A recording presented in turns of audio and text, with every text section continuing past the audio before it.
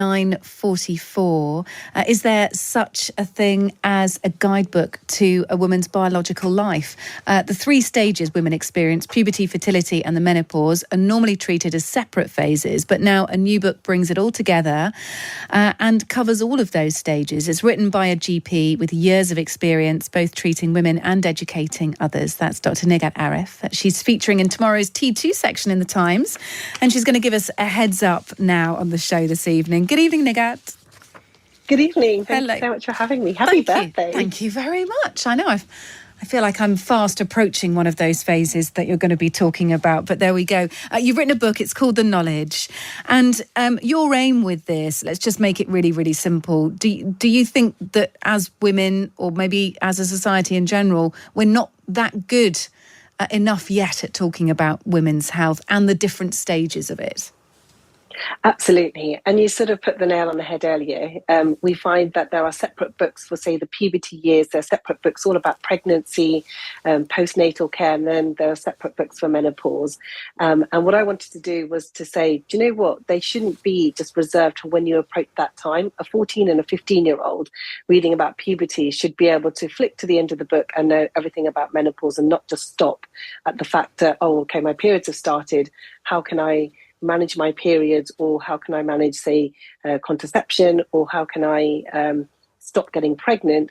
And that's it. In a book, I find that there are separated, and I just wanted the whole thing. So the daughter can read the book, the mother can read the book, and the grandmother, and all three generations can have this conversation and share knowledge between them. Yeah. How do you write that then, Nighat? How do you make that appropriate for each audience? Oh, goodness. I have to start at my journey of education, because I am a doctor. I'm an NHS GP of 15 years. And for about the last 10 years, a decade or so, I've been doing this. And I mostly speak with women with whom English is not their first language. So Pakistani, South Asian women who speak Urdu and Punjabi. And something interesting happened in the pandemic. I started using TikTok. Now, bear with me. Because I started making TikToks on menopausal issues that I was hearing constantly. But because I was consulting on the telephone and video consultations, I found I was saying the same patter about heavy periods, or chatting about endometriosis, or talking about perimenopause or vaginal atrophy and recurrent urinary tract infections, that I thought I would make a minute size videos and put those up. And they went viral, more to even what I expected. And I made them in different languages as well, so that other women from different cultures and communities could access them. What I found that actually the main thing is that women know themselves really well. A woman will know her body, and she'll know what's normal for her and what's not normal for her. What we've got to be able to do, A, is not patronize women. B, is really listen to them and not dismiss them, and C, give them the tools to be able to look after themselves. And what I did was, I thought, how can I make something that I have acquired as a GP of my years of learning, and make it that it's the common denominator, that anyone can have a conversation which is not full of jargon. So the book went through lots of editorial processes where the editor, I had a lay editor actually, she was brilliant, Pauline, and she would come back to me and say, okay, this doesn't make sense to me because it's too medical. So I then dumped it down. But in a way, I made it less jargony, so that I knew that this is something that everybody should be able to have access to. But the less jargon that there is, it's more of a conversational piece rather than a standard, very complex medical text that we see. So it's fully illustrated with pictures throughout. It's got pictures of black vulvas, what vulval lichen sclerosis looks like on black skin. It's got women of different ethnicities, how to look after your HRT patches if you're a Muslim woman and wanting to observe Ramadan, for example. And it's got advice for dads as well. There's trans health bits in there, and there's advice for same-sex couples who might be wanting to have a child. And that's so its beauty, isn't it? It's very, very broad. Yeah. Let's just work on a couple of debunking. I've got a couple of minutes with you left. I wonder what the biggest misconception is about the menopause. Let's just dig into each three areas very, very briefly. The biggest misconception about the menopause.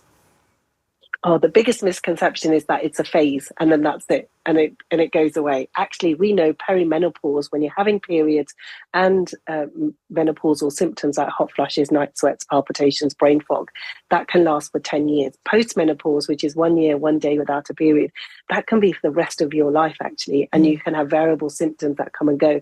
And now women live until their 80s and 90s really well.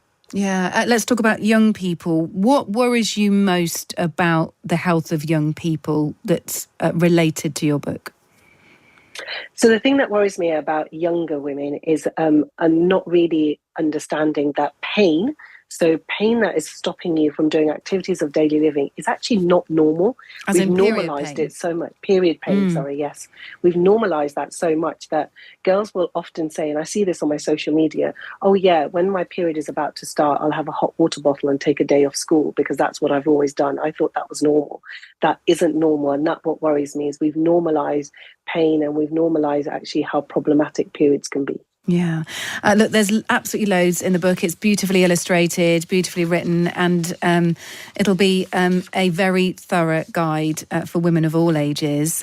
Good luck with it, and thank you so much for speaking to us. There is more in the Times T2. You've done an interview with Anna Maxted, I know, and she's broken down some main areas to speak to you about, and it's all, again, beautifully laid out. Look forward to reading it in full tomorrow, and thanks so much for joining us on the show today, Dr. Nighat Arif, the GP. Her book is called The Knowledge, and it's out on the 3rd of August in a few days' time. Good luck. Thank you. Thank you for having me. Cheers. And have an Lovely to speak amazing to you. evening.